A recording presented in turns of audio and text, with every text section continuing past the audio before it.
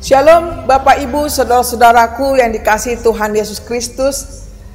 Sangat senang sekali dapat berjumpa dalam renungan yang saya akan sampaikan ini.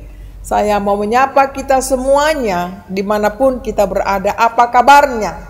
Saya berharap kita semua dalam keadaan sehat, tetap semangat dan penuh sukacita menjalani kehidupan sepanjang hari ini. Baiklah, saya mengundang kita untuk mengambil sikap, mendengarkan firman Tuhan, dan lebih dahulu kita berdoa. Mari kita berdoa.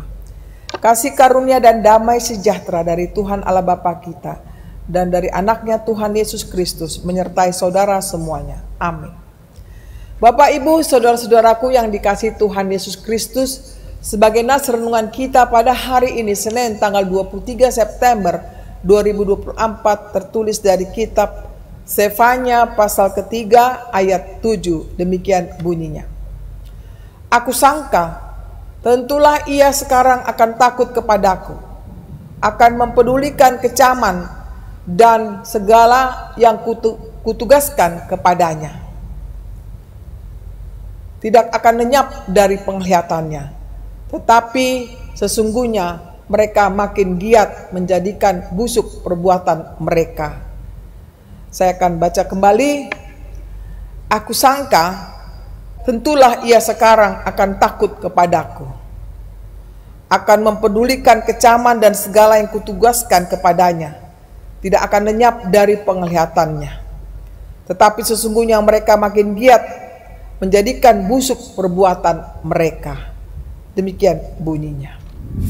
Judul renungan ini adalah kecaman Tuhan di dalam sukacita yang semu. Bapak Ibu, saudara-saudaraku, apakah hidupmu saat ini berada dalam sukacita karena pencapaian keberhasilan? Selanjutnya, apakah keberhasilan yang saudara capai berasal dari jalan yang benar? Ini sesuatu yang perlu kita renungkan dalam-dalam. Coba kita perhatikan, sudah begitu banyak orang yang melandasi sukacita di dalam kehidupannya dari hal-hal lahiriah yang ia miliki. Dari hubungan antar personal yang ia miliki. Dari pengakuan-pengakuan berbau pujian atas segala pencapaian di dalam karir, bisnis, usaha, dan bahkan pelayanan sekalipun.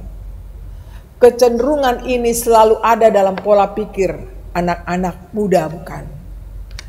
Saudara-saudaraku, mungkin tak begitu penting dalam hidupnya hal mengenai cara atau jalan meraih keberhasilannya, jalan yang benar atau salah.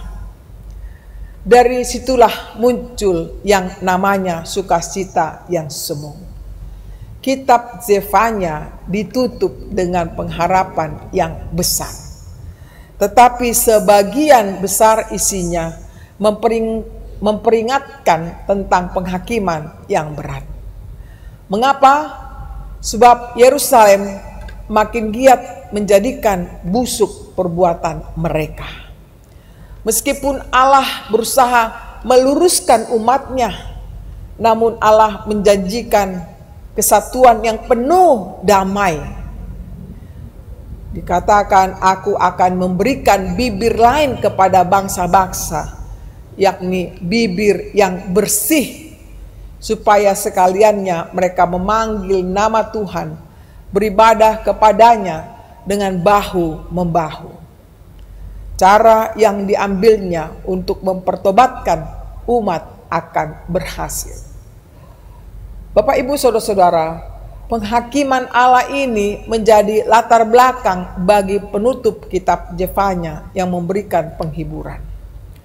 Maka dari itu, melalui renungan ini kita perlu untuk melandaskan segala situasi dalam kehidupan kita kepada Tuhan yang adalah sumber sukacita.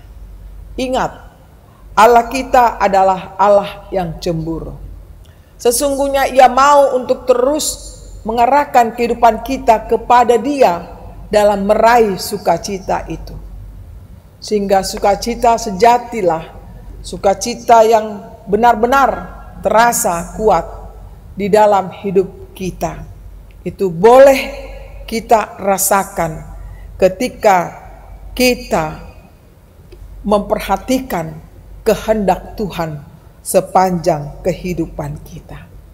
Baiklah, kita raih, kita rebut, kita rasakan sukacita yang sejati, yang benar-benar berguna, yang terasa amat kuat di dalam kehidupan kita, yakni sukacita yang berasal dari Tuhan Allah saja. Selamat menikmati sukacita yang datangnya dari Tuhan. Amin. Mari kita berdoa. Terima kasih Tuhan buat hari ini kami boleh mendengarkan firman-Mu. Bapa di surga, ajar kami bukan hanya mendengarkan firman-Mu, tapi dapat melakukannya sesuai dengan rencana-Mu, agar hidup kami benar-benar layak di hadapan-Mu. Bapa di surga, jauhkan daripada kami sukacita yang semu, yang sifatnya sementara.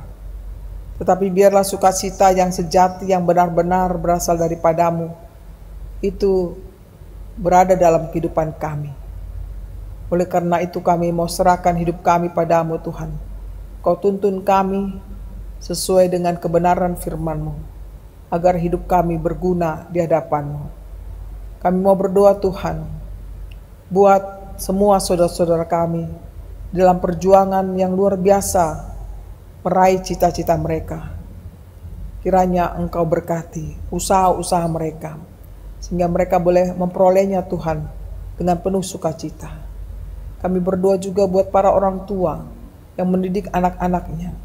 Mampukan mereka Tuhan mendidik anak-anaknya dengan baik, terutama yang takut kepadamu Tuhan, agar kelak anak-anak tersebut dapat berguna bagimu Tuhan dan bagi masyarakat.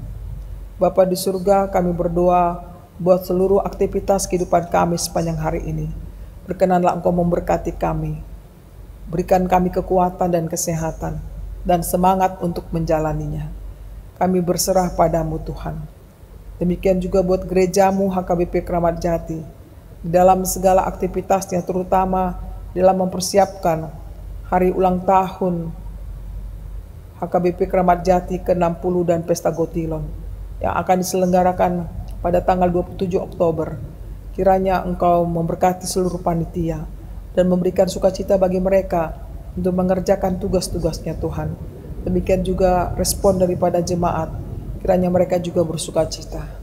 Kami serahkan seluruh permohonan kami ini hanya di dalam Yesus Kristus Tuhan dan Juru Selamat kami yang hidup. Amin. Terimalah berkat Tuhan, kasih karunia dari Tuhan kita Yesus Kristus, dan kasih Allah Bapa serta persetujuan Roh Kudus menyertai saudara semuanya. Amin. Demikianlah Bapak Ibu saudara-saudaraku, renungan yang telah saya sampaikan kiranya berguna bagi kita. Selamat beraktivitas, Tuhan memberkati kita. Shalom.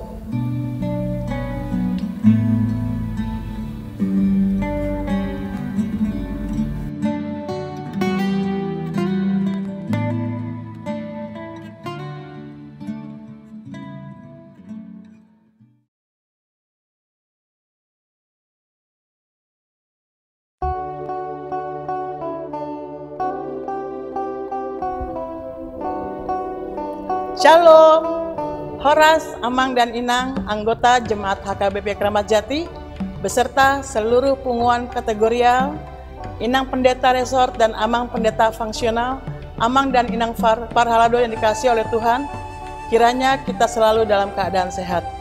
Izinkan kami memperkenalkan diri, Panitia Pesta Hari Ulang Tahun ke-60 dan Gotilon 2024 HKBP Kramat Jati.